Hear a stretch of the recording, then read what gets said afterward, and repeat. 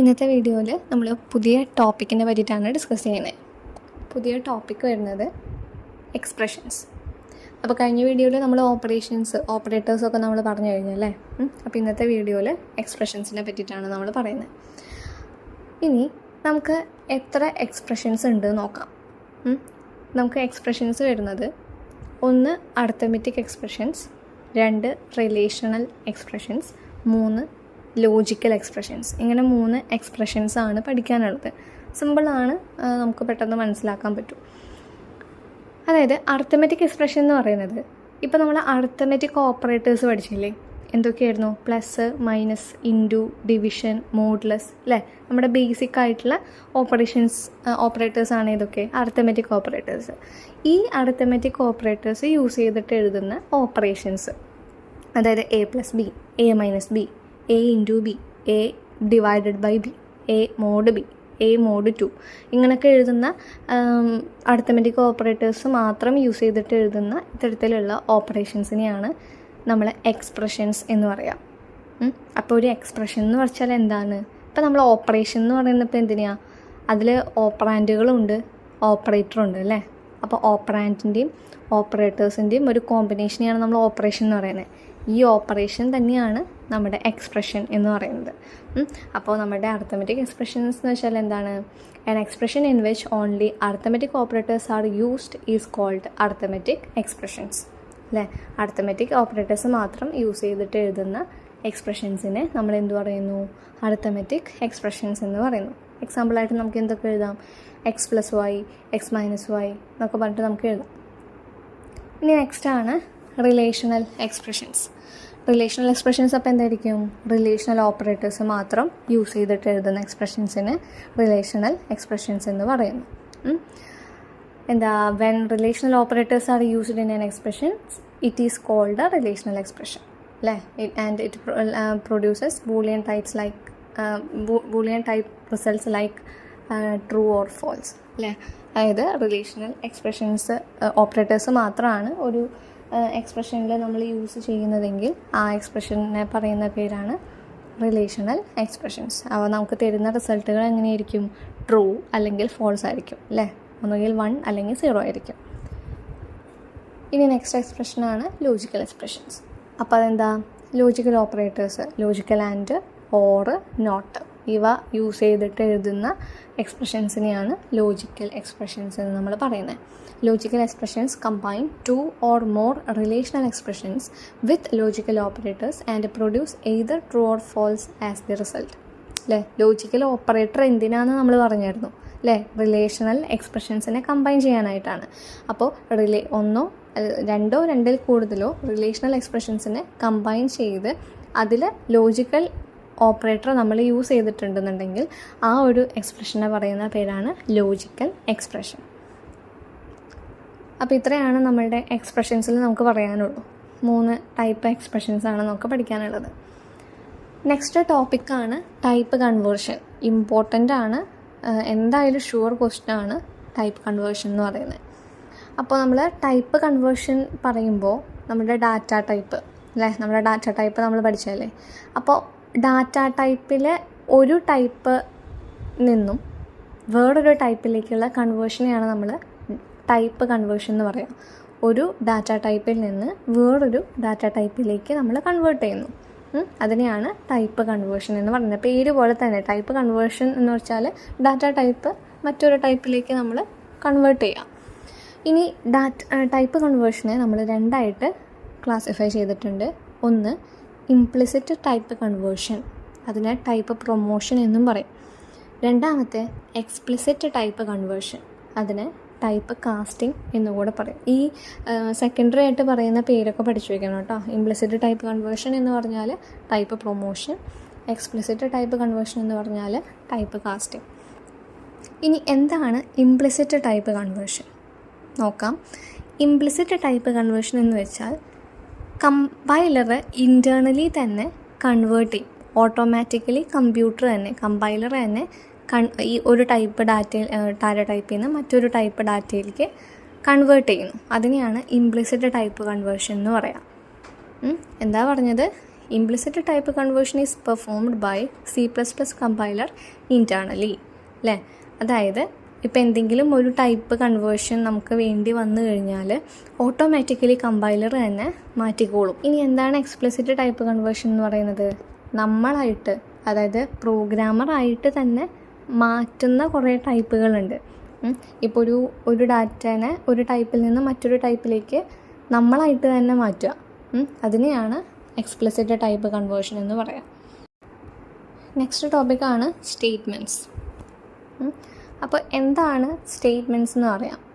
നമ്മളുടെ ഒരു പ്രോഗ്രാം കോഡിൽ എക്സിക്യൂട്ട് ചെയ്യുന്ന ഓരോ ലൈനുകളും, ഓരോ ലൈൻ ഓഫ് കോഡല്ലേ നമ്മുടെ പ്രോഗ്രാമിംഗ് എന്ന് പറയുന്നത്.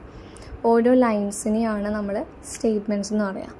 പിന്നെ ഓരോ സ്റ്റേറ്റ്മെൻറ്റുകളും സെമിക്കോളൻ വെച്ചിട്ടാണ് നമ്മൾ സ്റ്റോപ്പ് ചെയ്യുന്നത്. ഓരോ ലൈനുകൾ ഇപ്പോൾ നമ്മൾ ഫുൾ സ്റ്റോപ്പ് വെച്ച് സ്റ്റോപ്പ് ചെയ്യില്ല ഓരോ ലൈനുകൾ എഴുതുമ്പോൾ. അതേപോലെ തന്നെ നമ്മുടെ പ്രോഗ്രാമിംഗ് കോഡിൽ എക്സിക്യൂട്ട് ചെയ്യുന്ന സ്മോളസ്റ്റ് യൂണിറ്റിനെയാണ് നമ്മൾ ശരിക്കും സ്റ്റേറ്റ്മെൻറ്റ് എന്ന് പറയുന്നത്.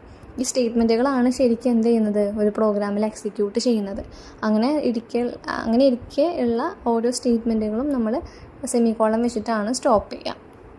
അപ്പോൾ ഏതൊക്കെ ടൈപ്പ് സ്റ്റേറ്റ്മെൻറ്റുകളുണ്ട് നോക്കാം. 4 ടൈപ്പ് സ്റ്റേറ്റ്മെൻറ്റുകളുണ്ട്.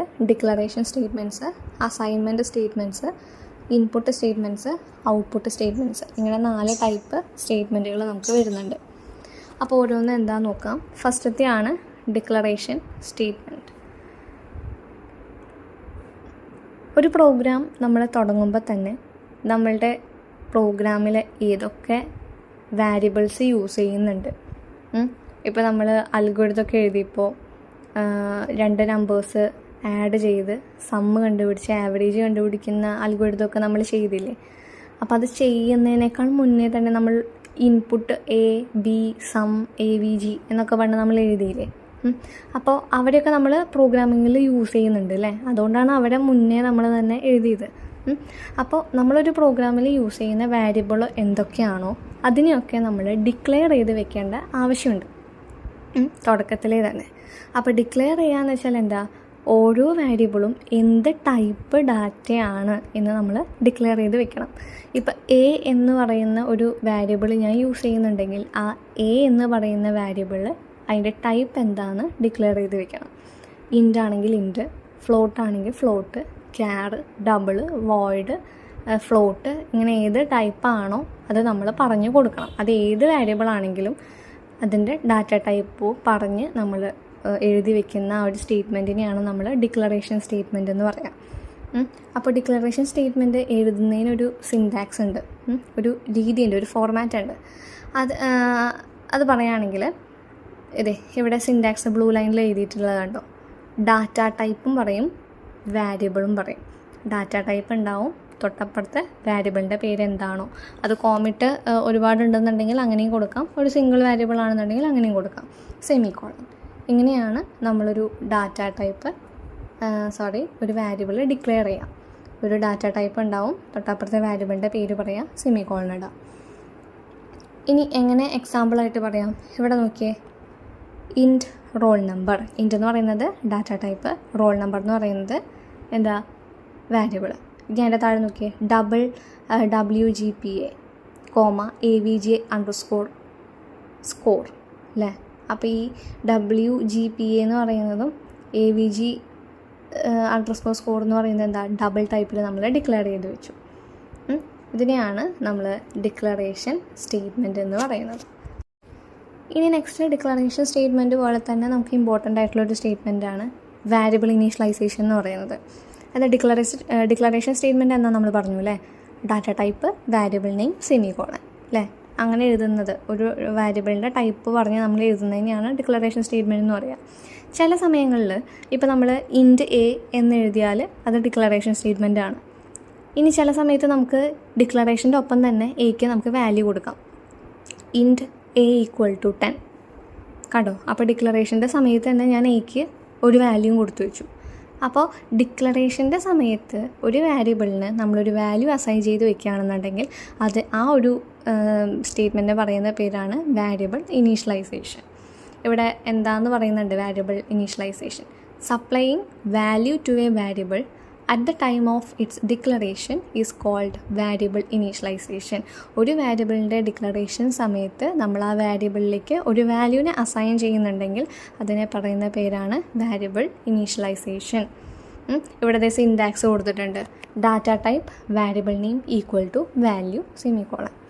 അല്ലെങ്കിൽ നമുക്ക് എങ്ങനെ എഴുതാം? ഡാറ്റ ടൈപ്പ് വാരിയബിൾ ബ്രാക്കറ്റിൻ്റെ ഉള്ളിൽ വാല്യൂ ആയിട്ട് എഴുതാം. കൂടുതലും മുകളിലത്തെ സിൻടാക്സ് ആണ് നമ്മൾ യൂസ് ചെയ്യാറ്.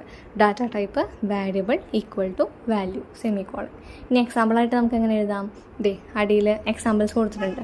Float val equal to 0.12 comma b equal to 5.234 അല്ലേ? 2 വാരിയബിൾസും അവിടെ ഇനീഷ്യലൈസ് ചെയ്തിട്ടുണ്ട്. അതിൻ്റെ താഴെ നോക്കിയേ, char k equal to a കൊടുത്തിരിക്കുന്നത് കണ്ടോ? കെ എന്ന് പറയുന്നത് ക്യാർ ടൈപ്പാണ്. അതിനെ നമ്മൾ എ എന്ന് പറയുന്നൊരു ലെറ്റർ വെച്ചിട്ട് തന്നെ അസൈൻ ചെയ്ത് കൊടുത്തിട്ടുള്ളത്. അപ്പോൾ ഇതിനെയാണ് വാരിയബിൾ ഇനീഷ്യലൈസേഷൻ എന്ന് നമ്മൾ പറയുന്നത്.